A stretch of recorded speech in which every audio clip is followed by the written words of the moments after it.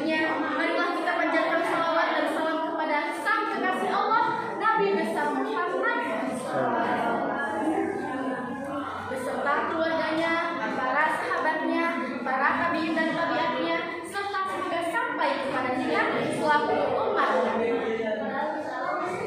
Hadirin rahimakumullah, alhamdulillah pada kesempatan kali ini kita dapat berkumpul dan bermuajahah di tempat yang insyaallah berkenan. Dan pada kesempatan kali ini saya akan menyampaikan pidato mengenai muslim milenial penuh kreatif dan inovatif. Dengan berkembangnya zaman, berkembangnya teknologi yang semakin hari semakin menjadi-jadi, banyak pemuda-pemudi yang membuang-buang waktu secara tidak berarti.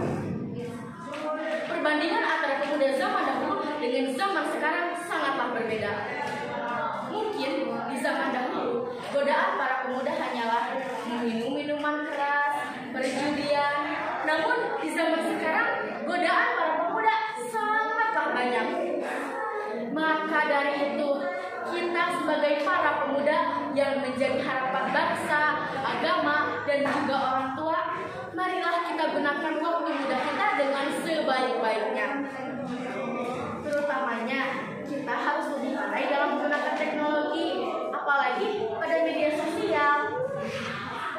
Sobat-sobatku sekalian, tahukah kalian ada pemuda yang berada dalam naungan Allah di hari kiamat? Pemuda yang seperti apakah itu? Ialah pemuda yang menyibukkan dirinya beribadah kepada Rabb. Di zaman seperti ini sudah sangat jarang ditemukan pemuda yang beristiqomah. Ingin menjadi pemuda yang disukai Rasulullah, beristiqomahlah. Hadirin, sadarlah kita ini sudah berada di akhir zaman. Pertahankanlah hidup yang berpedoman pada Al-Quran. Pertahankanlah hidup yang berpedoman pada agama. Pertahankanlah pendidikan Islam, karena pendidikan Islam itu penting bagi generasi muda agar tidak terjerumus ke dalam hal-hal ini. Allah berfirman dalam surat Al-Kahfi ayat 13.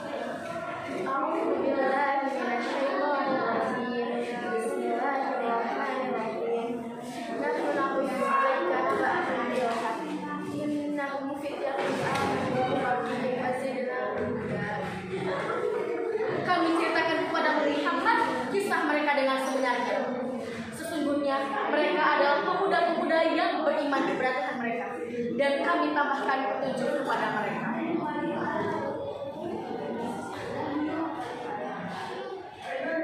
Mengatakan bahwa pemuda itu adalah pilar zaman sekarang dan harapan masa depan. Pemuda dapat memberikan kemanfaatan meskipun hanya dengan setitik cahaya, secercah ilmu dan gagasan, secari wawasan dan pengetahuan, bahkan seucap dan seutas kalimat positif kiranya bisa membawa pada perubahan dan ketertiban tatanan hidup baik secara individu maupun kelompok. Nah, kita sebagai pemuda, tugas kita adalah menjauhi kesesatan. Mulailah perbaiki sesuatu, karena jika kamu memperbaiki sesuatu, maka Allah akan perbaiki hidupmu.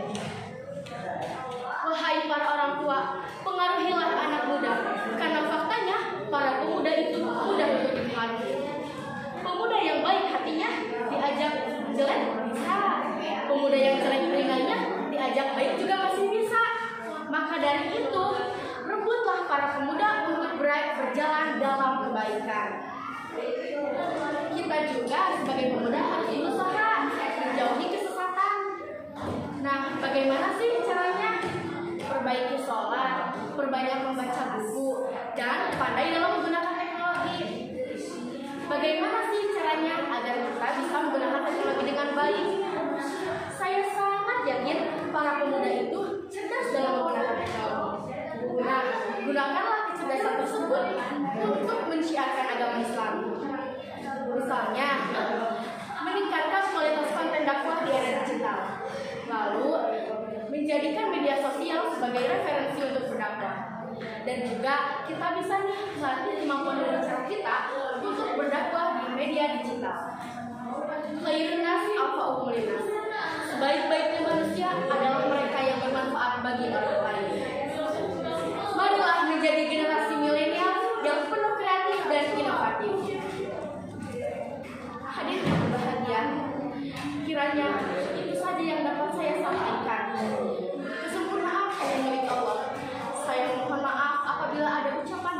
perkataan yang tidak menyenangkan bagi para pendengar. Wallahu muwaffiq ila aqwamit thoriq. Semoga Allah menuntut kita ke jalan yang paling lurus, yakni Islam. Jalan-jalan ke kota Mekah. Cakep. Pulangnya membawa kurma. Cakep. Semoga pidato ini membawa berkah. Amin. Sampai jumpa semua.